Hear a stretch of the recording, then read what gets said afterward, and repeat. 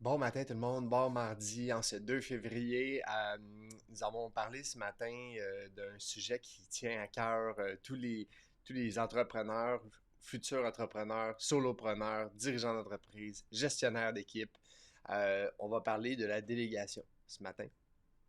Dans la délégation, la délégation, comme je dis souvent, c'est la clé de l'entrepreneuriat.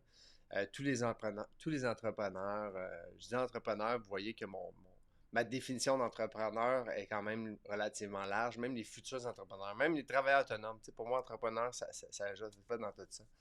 Donc, tout le monde le sait, tout le monde le comprend, tout le monde sait que la délégation, c'est au cœur de l'entrepreneuriat. Et pourtant, et pourtant, je rencontre souvent des entrepreneurs qui me disent ah, j'aimerais s'embaucher plus de gens, ou ah, je sais pas comment déléguer, c'est pas fait à ma façon. Fait que là, à ce moment-là, on va essayer de se concentrer, ce que je dis souvent, sur le problème. OK? On essaie de se concentrer, c'est-à-dire comment on va déléguer. On va aller voir dans un livre, on va aller voir des méthodes, on va aller voir à l'externe. Et puis, juste pour faire, en fait, aujourd'hui, je vais faire un petit recap d'une des raisons pourquoi je suis devenu coach d'affaires. Ok, je vais partager ça aujourd'hui. J'avais une entreprise à délégation auparavant, puis mes clients prenaient à déléguer à l'externe. Donc, j'ai rencontré des embûches dans la délégation.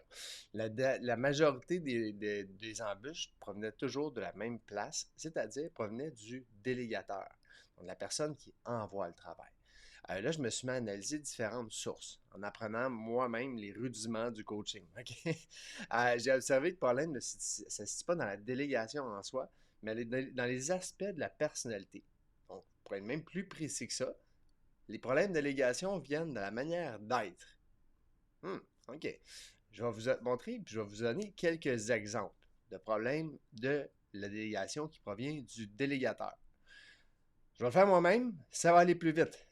Ouais, vous avez sûrement entendu, puis même que probablement qu'il y en a qui se le disent. OK? Ah ouais, ouais, je pourrais y montrer, ça va me prendre 10 minutes, mais si je le fais moi-même, je vais le faire en 2 minutes. Je vais le faire moi-même, ça va aller plus vite. Tu as raison maintenant, tu n'as pas raison dans le temps. OK? Deuxième chose, c'est bien, mais il faut que tu le fasses comme moi. OK? Fait que là, ce qu'on veut, c'est pas la même résultat, c'est les mêmes procédés. Pourquoi? Je vais te le montrer. Ça fait déjà 2 fois que je te le montre, mais je te le montrerai pas une troisième. À quelqu'un qui est en train d'apprendre. Ouch! OK? Comment que la personne est traitée si elle fait une erreur? Comment une erreur est perçue dans votre entreprise? Souvent, au début, même après le premier mois de travail, c'est inacceptable. Je l'ai déjà montré, c'est inacceptable. OK? Donc, est-ce que vous avez des problèmes de mobilisation? Est-ce que vous avez des problèmes de rétention de personnel? Là, ça va amener d'autres choses. Là, OK? Donc, je vous donne des exemples aujourd'hui. Euh, Est-ce que l'apprentissage et une bonne délégation, est-ce que l'erreur est possible? Bien oui. Mais comment elle est perçue dans l'organisation? Comment vous faites pour... puis est-ce que vous êtes toujours à la recherche de nouvelles recrues? Là, il y a plein de choses dans ça. OK? Là, je pourrais commencer à ouvrir le volet des ressources humaines. Comment tu fais pour garder tes gens? Est-ce que ton entreprise est bien, je vais dire, est sexy auprès des gens qui viennent travailler chez vous? Ou est-ce qu'ils voient ça et ils font, oh, attention, là, ça ne m'intéresse pas de travailler là.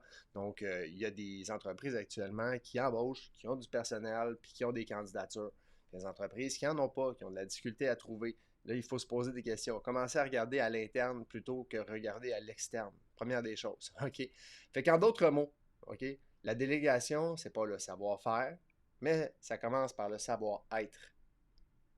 En conclusion, la plus grande solution pour vous aider au niveau de la délégation dans votre prix entrepreneurial, c'est le travail de coaching sur soi. La délégation, ça commence par le délégateur. Donc, c'est la première personne qui va avoir un impact sur tout le reste.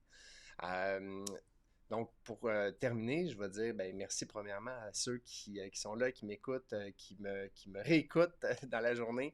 Et pour les commentaires, c'est toujours très apprécié. Vous avez des commentaires sur la délégation, écrivez-les, ça va me faire plaisir. Ça peut animer aussi une discussion. Et si vous, un membre de votre équipe, aimeriez apprendre à déléguer, vous ne savez pas par où commencer à manger ce gros éléphant-là, appelez-moi. OK, je me concentre sur ces éléments dans mon coaching de gestion. Et c'est une des choses que j'adore faire, mais ça commence toujours, je vous le dis, par la personne, par le délégateur.